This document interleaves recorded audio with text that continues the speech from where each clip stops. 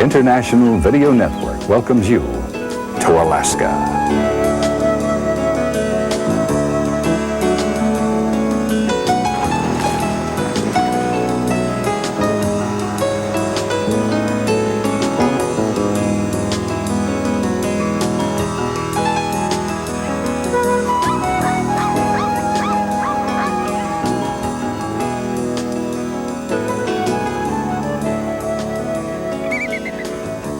Alaska, a land so vast it defies the imagination. A wildness so profound it draws you back to your place in nature. People that warm the heart, and a heritage that spans the breadth of human history.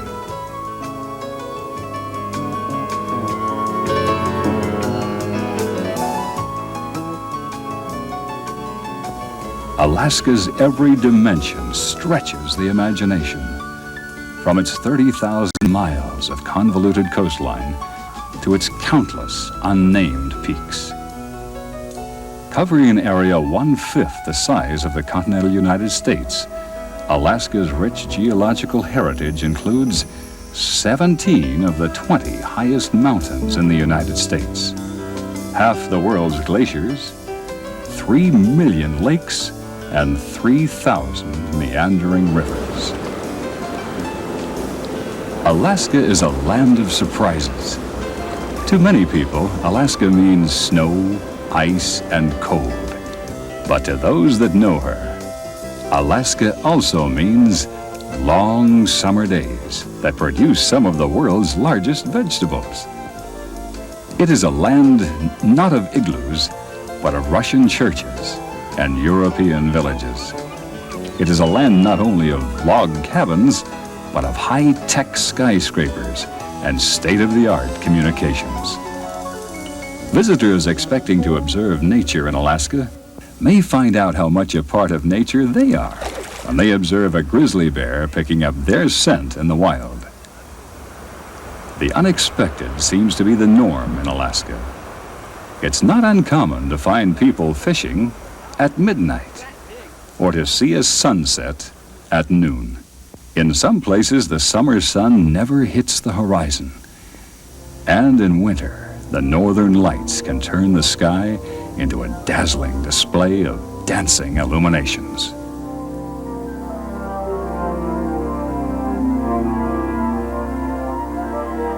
In observing the geology of Alaska, we become witness to the very forces that shape the earth on which we live. The perceptible movement of a massive glacier, active volcanoes forming new rock, and the grinding of ice forming new soil. These signs of massive change frozen into the landscape makes one wonder if the years by which we measure time aren't just fleeting moments in the true scheme of things. Yet this ancient land, seemingly still and frozen, breathes with life. Far from being a barren wasteland, Alaska supports the most varied and abundant wildlife in North America. The drama of the salmon run, the sight of millions of reddening fish returning to their ancestral spawning grounds to breed and die, illustrates the fleeting nature of life. Yet the awesome power of the rainbow trout thriving on the eggs the salmon leave bears witness to life's tenacity. It's impossible to view Alaska's wildness without gaining a new perspective on life itself.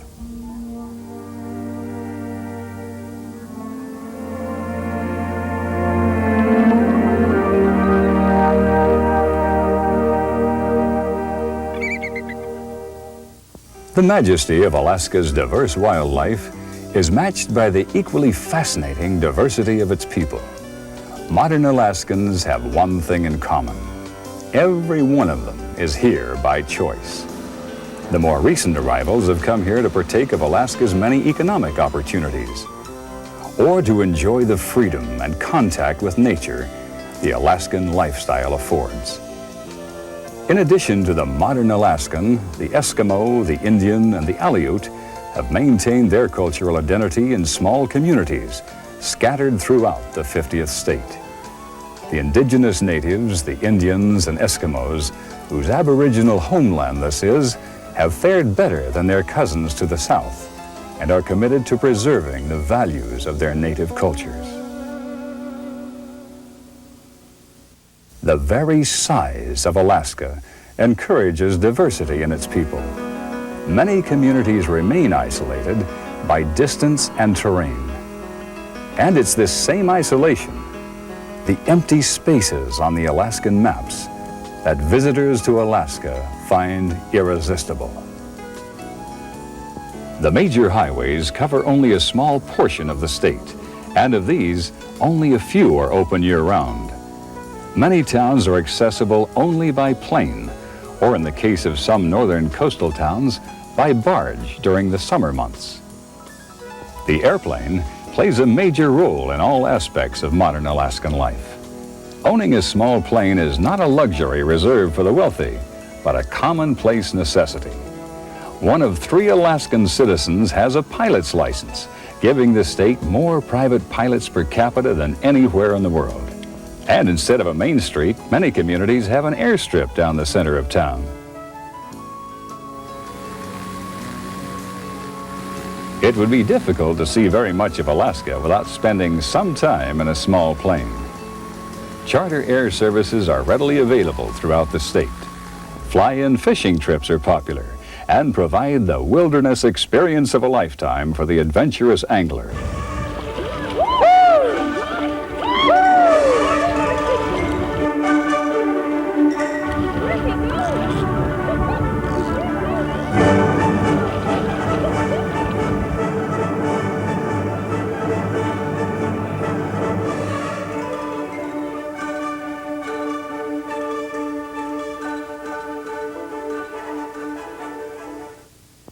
Those who prefer to explore the more beaten path find that the Alaskan Railroad offers an equally exciting way to venture into the Alaskan wilderness. The train connects Anchorage with Fairbanks by way of Denali or Mount McKinley National Park and is one of the most popular ways to see the park. The station is just a few yards from the Denali Park Hotel, which is itself built around old railroad cars. Since passenger cars are no longer allowed into the park, the train provides a viable alternative for travel to and from Denali. From the hotel, free shuttle buses commute in and out of the park on a regular basis. South of Anchorage, the Alaskan Railroad serves the stretch along Turnagain Arm to Portage and the fishing village of Seward. But trains and planes are not the only form of transportation used by Alaskans. Dog sleds, once the most comfortable and fastest way to get around in Alaska, have been replaced by the three-wheelers and snowmobile. But the dog remains an integral part of Indian and Eskimo culture. In nearly every native village, there are racks of salmon drying in the sun, the traditional form of dog food for the dog sled teams. Dog sled racing is Alaska's official state sport, with major races taking place throughout the winter and spring seasons. The world's longest dog sled race, the Iditarod, follows the same grueling 1,000-mile trail that once provided the only overland access across the interior to Nome. Today, this great land can be traversed by glass-domed railroad cars, luxury cruise ships, and the ever-popular ferries plying the marine highway. Of all the waterways in the world, perhaps none can rival the unique beauty of Alaska's famed Inside Passage. Stretching some 600 miles from Ketchikan to Skagway and encompassing 13,000 miles of coastline, this maze of waterways, islands, and fjords is one of Alaska's most spectacular sights.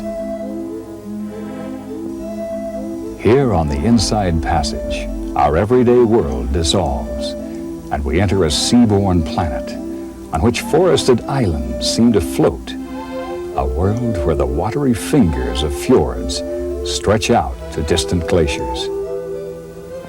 It's a world where a passing bird may be a seagull, or it may be a bald eagle, where whales and porpoises break the calm of a horizon of merging sea and air.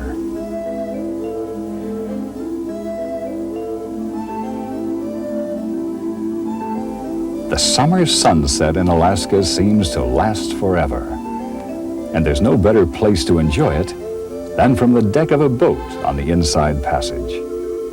The colors shift and change until all the world turns to gold.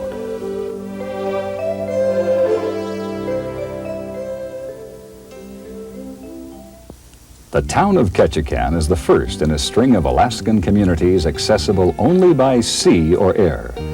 Although Ketchikan almost never sees snow or ice, it is one of the rainiest places in North America, averaging some 154 inches of rain per year.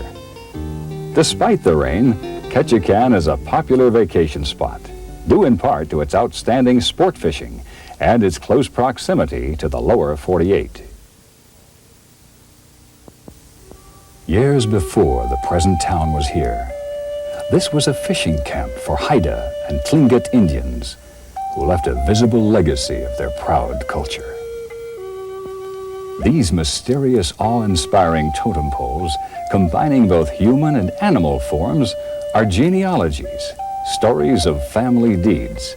A symbolic record of a non-literate people, they demonstrate the Indian belief that man is involved in a deep kinship with nature.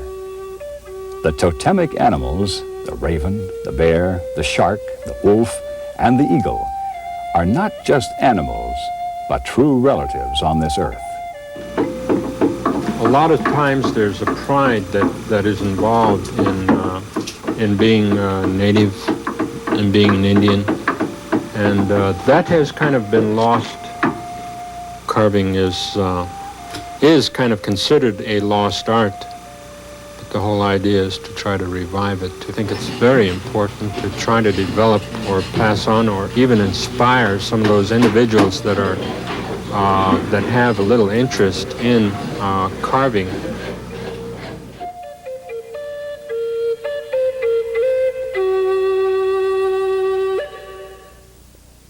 As the Marine Highway winds its way north, it stops at many small towns along the way. For towns like Wrangell, the ferry is the main link with the outside world. Locals use it for visits to other towns along the route, and of course tourists and adventure seekers use the ferry to get to jumping off points such as this. After the Wrangell narrows, the bright and beautiful town of Petersburg beams a velkommen, which means welcome in Norwegian, and the people of this town mean it. The clear, cold water and stately fjords on this extreme tip of Midtdorf Island reminded Peter Bushman so much of his native Norway that he settled here. Other Scandinavians joined him and built Petersburg, an Alaskan town with a distinctly European flavor. As in other towns of the Inside Passage, the people of Petersburg make their living from the forest and the sea. The traditional Norwegian art of rosemaling decorates buildings as it does in Norway. Even the painted shutters here recall that other much-loved place on waters far away. On days like this, when the clouds part and the snow-bright mountains appear, Petersburg is a place that's hard to leave. But the Marine Highway goes on, and another beautiful city with a different history awaits. Sitka rests at the foot of spruce-covered mountains and overlooks the blue waters of the Sound, where a chain of small wooded islands repeats the endlessly lovely theme of forests meeting sea. Sitka began as a Tlingit Indian village until the Russian Alexander Baranov, the commander of a fur hunting party, built a fort here in 1799. The Tlingit Indians rebelled and in a surprise attack destroyed the fort. Baranov retreated to return with warships and decisively defeated the Indians.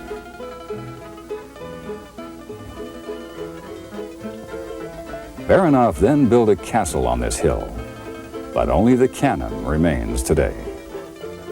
Sitka soon became a flourishing town. It was here that the Russian flag was lowered in 1867 when the United States bought all of Alaska from Russia for the then outrageous price of $7.2 million, less than 3 cents an acre. Sitka became the capital of the new territory until the early 1900s when it was moved to Juneau. Timber, fishing, and government keep Sitka thriving, and tourism is growing. St. Michael's Church is one of the finest examples of rural Russian architecture in Alaska. When this 150-year-old building burned down in 1966, the people saved the doors and priceless icons and rebuilt the church exactly. This stately building is the first of 5 homes the state of Alaska has built for its older citizens. The Old Pioneers' Home honors the original settlers of Alaska, and the statue of the Old Pioneer was modeled after Skagway Bill Fonda. The Sheldon Jackson Museum houses an excellent collection of antique and modern Indian artifacts and totem poles. In its own way, this native art is a forceful and graphic history of the events that shaped the region. Nearby, Sheldon Jackson College operates a salmon hatchery, which visitors can observe from viewing platforms. Beyond the hatchery, the yacht harbor lies nestled in a beautiful natural harbor, one of the reasons why Sitka became the first capital of Alaska. In the early 1900s, the swell of gold rush activity moved Alaska's political and economic focus north to the town of Juneau.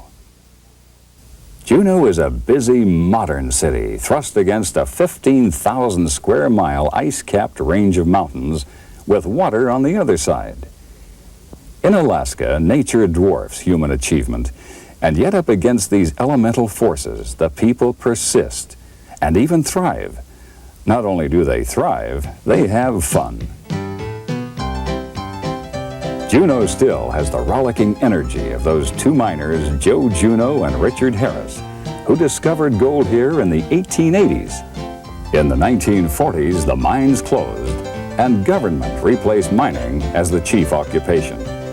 But Juneau never lost that frontier sense of optimism and excitement.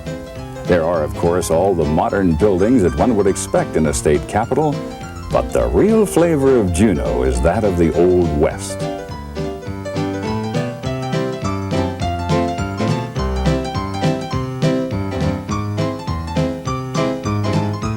It's not hard to imagine what those days and nights were like during the peak of the gold boom. And still today, the Alaska Hotel, with its antique furnishings, shows what a visitor to this town could expect in the way of accommodations back in the days when gold was king and Victoria was queen. But unlike old western towns of the lower 48, Juneau has a glacier within walking distance. The famous Mendenhall Glacier is receding, and as it does, the land-hungry people of Juneau follow it with buildings. Because of its geographic limitations, the city of Juneau has trouble finding the space it needs. Ironically, it's actually the 2nd largest city in the world in terms of geographical size, but one of the smallest in terms of usable space. It's the capital of the state of Alaska, but a capital without room to grow. In 1974, the people of Alaska voted to move the state capital to Anchorage, but they never voted in the funds for the move. Today, Juneau remains the political capital, but because of its location and its room for growth, Anchorage has become the financial capital of Alaska.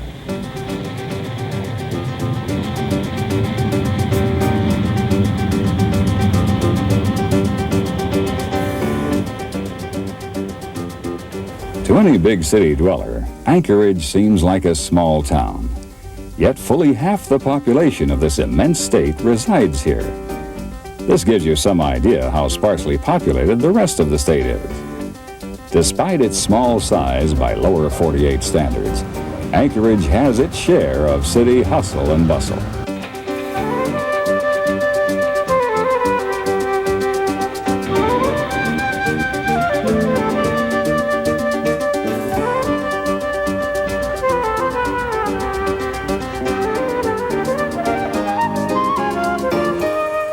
The city of Anchorage dates back to the late 19th century, when it was a tent city for gold miners and fur trappers.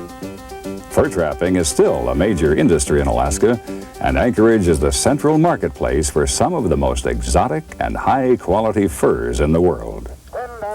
The Fur Rendezvous celebration takes place in Anchorage each winter. It's been called the Mardi Gras of the North.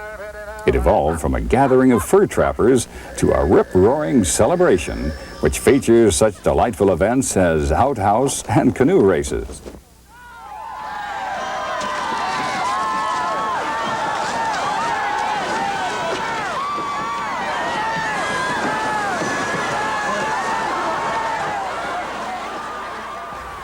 In addition to furs, Anchorage offers unique opportunities to buy native art and craft items from throughout the state.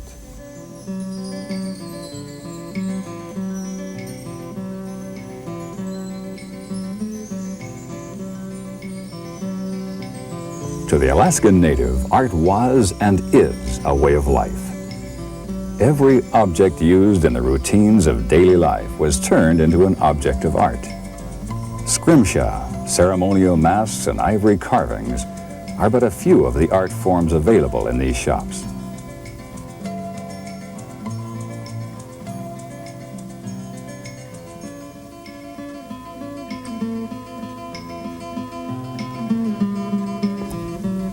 There's no shortage of things to do in Anchorage.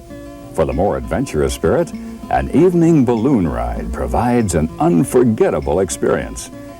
The sky above Anchorage is dotted with these colorful forms drifting silently across the sky almost every evening during the summer months.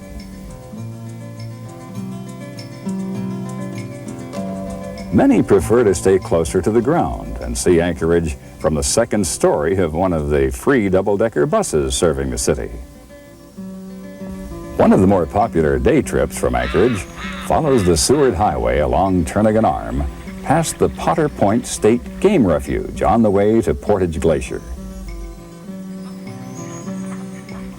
Potter Flats, a mere 10 miles from Anchorage, is a wonderful place to view wildfowl.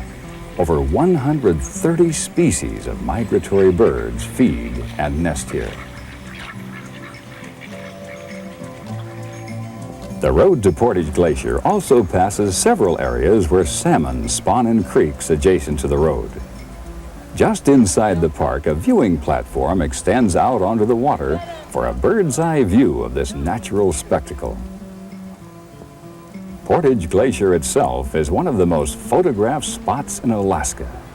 This clear blue lake with its thousands of floating icebergs becomes a playground for hundreds of visitors every day.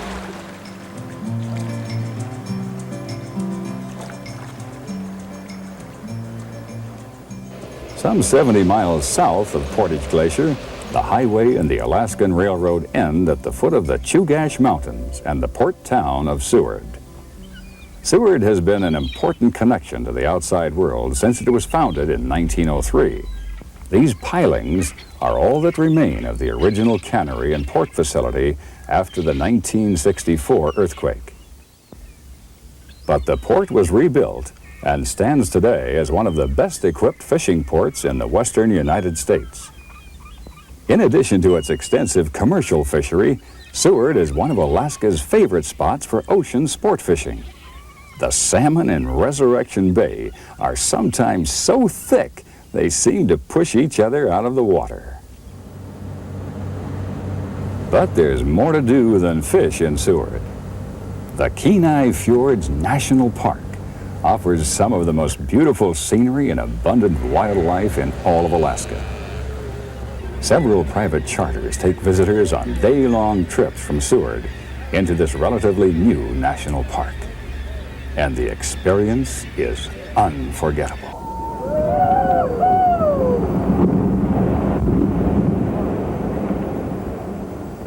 These enchanting fjords, stretching from Seward to the southern tip of the Kenai Peninsula, are the flooded valleys left by the ancient glaciers and provide the ideal habitat for thousands of migratory birds and a multitude of rare and beautiful animals.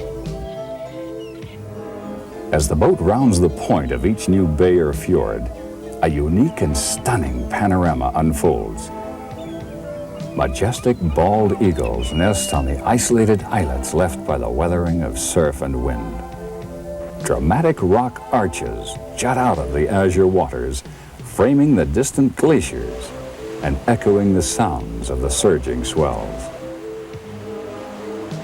The playful dolphins can often be seen riding the waves created by the wake of the boat. For the seals and sea lions, these calm waters provide an ideal calving ground. The only danger they face is an occasional lunge onto the rocks by an aggressive killer whale, a natural enemy to these smaller sea mammals. And then there are the birds, thousands of them.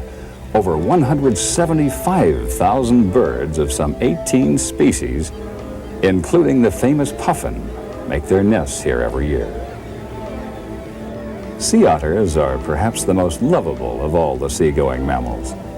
These living treasures of the Northwest were almost hunted to extinction for their luxurious pelts. Protective legislation has now increased their chances for survival, at least here in Kenai Fjords National Park.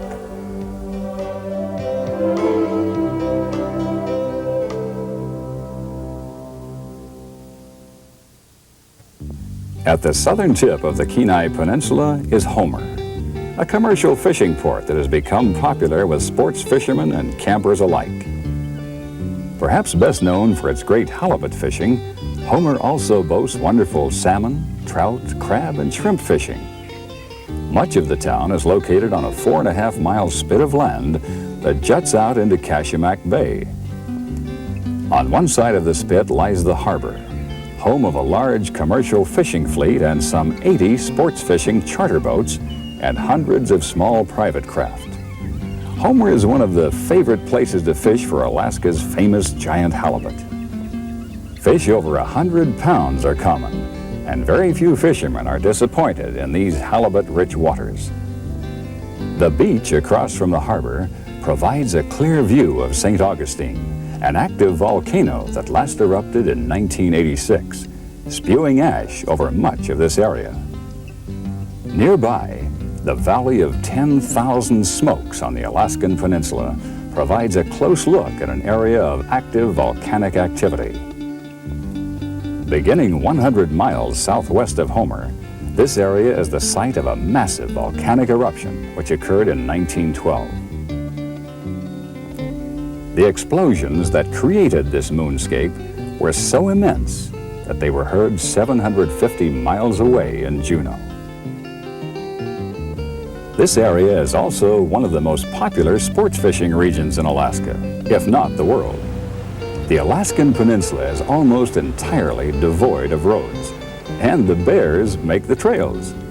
Here, as in many parts of Alaska, the small plane is the main means of transportation, and the many fishing lodges scattered throughout the region rely heavily on small float planes to get their guests to the spectacular fishing grounds the Alaskan Peninsula is famous for. Nearly a dozen species of freshwater game fish inhabit this unique area, which has produced more world records than any other part of Alaska.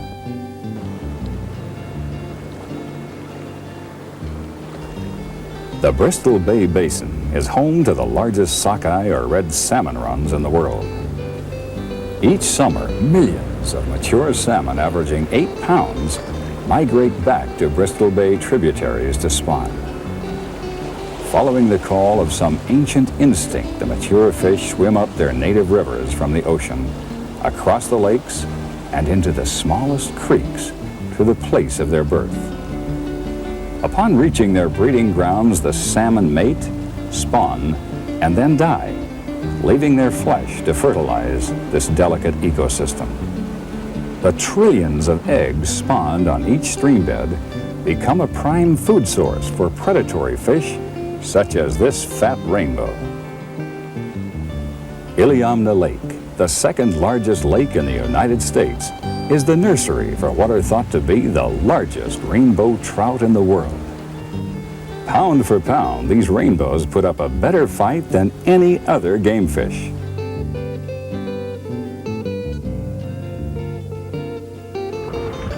On the coastal rivers, fresh silver salmon provide unforgettable fishing for even the most jaded angler. These fish, just entering the streams, are full of the strength they will need for their long journey. All of the Pacific salmon enter freshwater as bright silver-sided fish, but eventually change color and shape as they move upstream to their spawning beds. Other animals make their homes in these waterways. Beavers often change the course of the rivers, and another creature makes his presence known by a network of trails and indentations in the grass. The coastal brown bears are the largest land-living carnivores in the world today.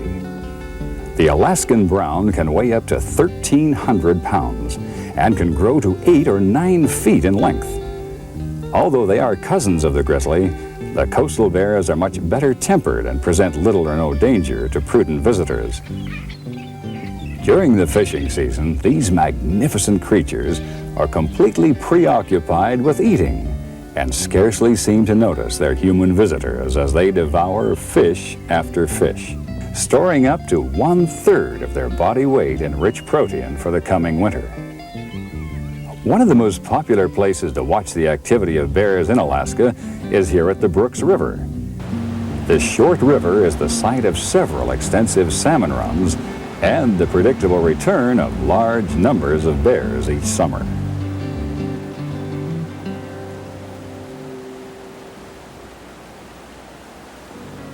Several hundred miles northeast of the Alaskan Peninsula, Mount McKinley makes a spectacular centerpiece for one of the world's most awe-inspiring national parks.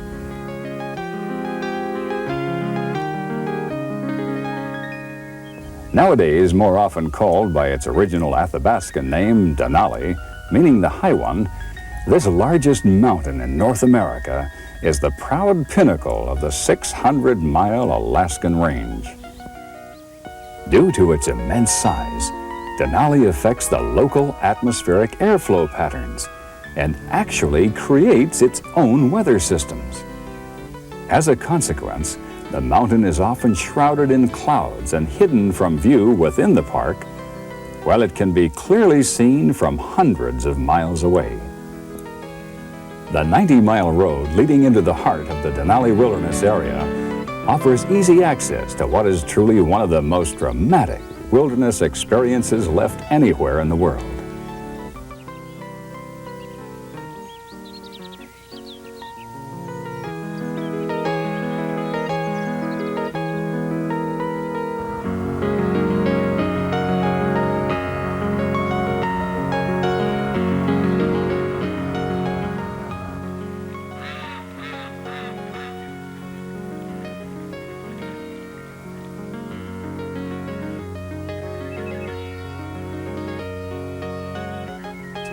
This delicate ecosystem has been protected from the fate of so many of our national parks by a policy limiting traffic into the park to shuttle and tour buses. This restriction actually enhances the Denali experience. In this more peaceful environment with uncluttered roads, the animals come much closer to the road than they did before the restrictions were imposed. And there are other ways to see the park. Several companies offer flight-seeing excursions into the park, and raft trips are available on the nearby Nenana River. The river trip features Class 1 and 2 rapids most of the year, so there's not much chance of getting wet. A safe adventure that is fun and suitable for the whole family. There's more than wilderness to the Alaskan experience. The Matanuska Valley, located just 45 miles northeast of Anchorage, reveals another side of Alaska's rich natural heritage. Alaska's long summer days and deep volcanic soils combine to create the richest farmlands in the world for some crops. The area actually holds several world records for gigantic vegetables such as these giant 80-pound cabbages grown by Jane Dinkle. In the lower 48, you've got to understand that we have the long daylight and cool summers. And your crucifers, which is your cabbage, cauliflower, broccoli, thrive under cool climate and long daylight. They'll put on a pound or so a day right now. And that's a 4-foot yardstick. That isn't a 3-foot yardstick. As the road from Anchorage to Fairbanks winds through the heartland of Alaska, many reminders of her fascinating history and unique lifestyles appear along the way. Throughout the state, many fine examples of Alaska's indigenous form of architecture can be seen. Even today, the classic log cabin has proven to be the most practical type of building and is used for everything from doghouses to churches. Fitting perfectly into the Alaskan landscape and built from readily available materials, these sturdy buildings are able to withstand huge snow loads and the stresses of thermal expansion. Natural burls, which grow on trees like this one, are often seen incorporated into these rustic structures.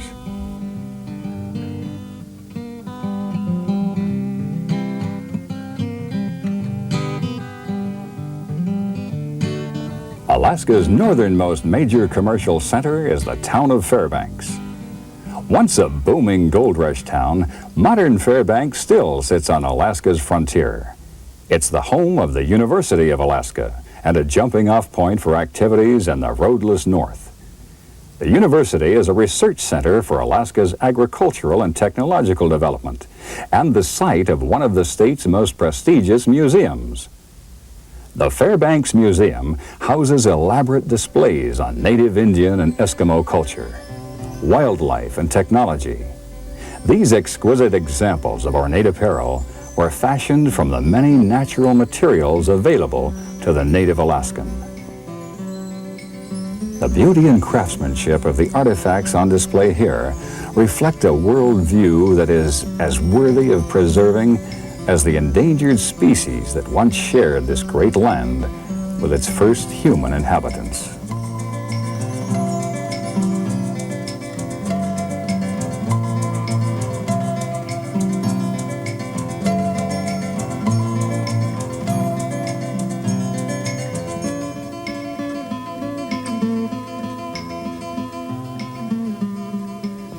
A few miles north of Fairbanks, the highway intersects the Great Alaskan Oil Pipeline, one of the most impressive technological feats of modern times. Although the pipeline looks a little incongruous winding its way through the wilderness landscape, it was designed at a time when America was just awakening to the need for ecological preservation. And it has many ecological safety features built into its design. Portions of the pipeline are elevated to allow the unimpeded migration of the caribou. And the pipeline is designed to slide on Teflon sleds as changes in temperature cause it to expand and contract. Expansion bumpers provide cushioning for these changes and are a part of the engineering features that assure structural integrity during an earthquake of up to 8.5 on the Richter scale. In order to keep the warm oil in the pipeline from melting the permafrost below, the posts suspending the tube are actually fitted with refrigeration coils. The high-tech design of the pipeline is quite a contrast to the old machinery displayed here in Alaska Land's mining valley. This large theme park, built by the state of Alaska and open to the public free of charge, also features a reconstruction of downtown Fairbanks during the gold rush days. These log houses were actually moved here from the old town center. A ride on the miniature model steam train is popular with the kids and a good way to explore the park. For a longer trip into Alaska's past, visitors board the Steamboat Discovery, the last stern-wheeler on the Chena and Tanana rivers. The leisurely 4-hour excursion is run by the Binkley family, who have been piloting these riverboats for 3 generations. A few miles north of Fairbanks on 9 Miles Steese Highway, another fascinating piece of Alaskan history awaits. The famous No. 8 gold dredge. This 5-story, 250-foot rock-eating monster took its last bite of this rich placer deposit in the late 50s. Today, amateur prospectors try their hand at panning the gravels that lay just out of reach of the giant machine when it stopped working. Gold fever still kindles the Alaskan imagination, and nowhere is it more contagious than in Nome. There's still millions of dollars worth of gold trapped in this frozen ground, and there are still quite a few people making a living mining here. In fact, the Alaska Mining Company recently offered to move the entire city of Nome to a nearby location, which it had already worked, just so it could retrieve some of the ore trapped beneath these historic streets. Before 1898, the year the 3 lucky Swedes discovered gold here, there really was no city of Nome. The following year, gold was discovered in the sands of this beach, and within 2 years, Nome's population swelled to make it the biggest city in Alaska. The miners who built this town were so numerous on the beaches here that they measured their claims by how far they could reach with a shovel. A walk down Front Street in Nome is like a trip back through time to the Old West. Old-time saloons still line the streets, and fur trappers still work the surrounding hills, using Nome as their base. Several Eskimo villages use Nome as their connection to the outside world, but the real world of the Eskimo begins a little further north.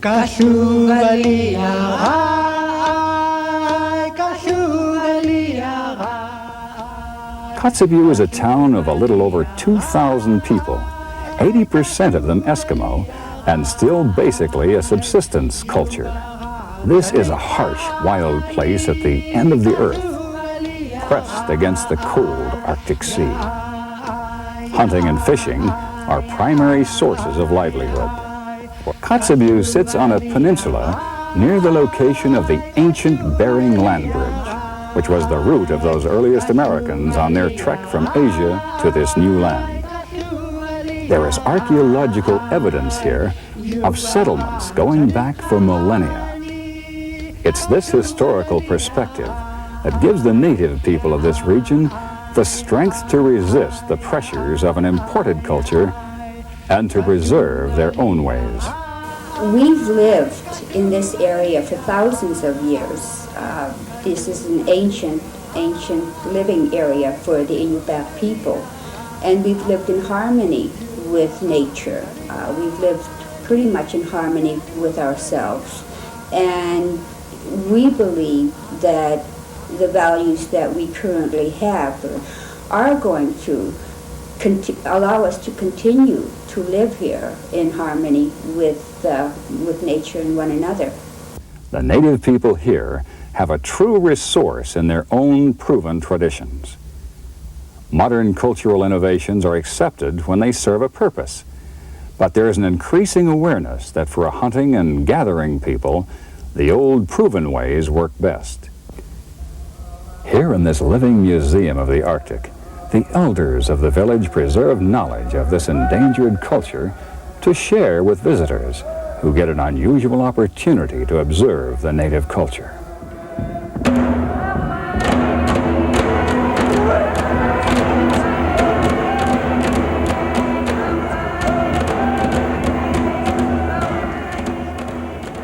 In the museum, the elders have created a vital ongoing school to pass their wisdom about their own world to the youth of the culture. Ever since Admiral Perry, the people of the lower 48 have been learning that the Eskimo approach is uniquely suited to a unique environment. These handmade parkas trap body heat and provide ventilation. And the blanket toss, which is now a lively game, served a real survival need in the predominantly flat land with no hills or trees for vantage points. Hunters were tossed up as many as 30 feet into the air, allowing them to survey the terrain and spot game in the distance. This Eskimo version of the latter served a purpose and worked. The imported technology doesn't always work as well as the time-tested ways in this environmentally sensitive land. Here we see a house which must be fitted with an active refrigeration system to keep it from melting the permafrost beneath it and sinking into the ground. Like the tundra around it, the culture of these hardy people is a fragile and sensitive thing. Tundra, once scarred, remains scarred forever. These people know that they're trying to reverse an historical trend by refusing to change the basic elements of their culture. But they feel that it's worth the effort. They know that they are survivors, but they don't just want to survive, they want to survive with dignity and joy.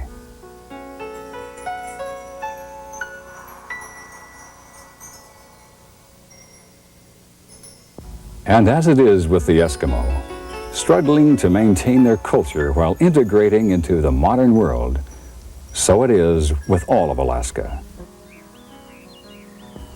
Alaska is a rare and fragile window into the natural world.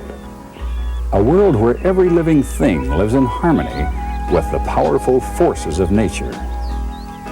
A world where the forces of nature prevail, and man must be in tune or perish.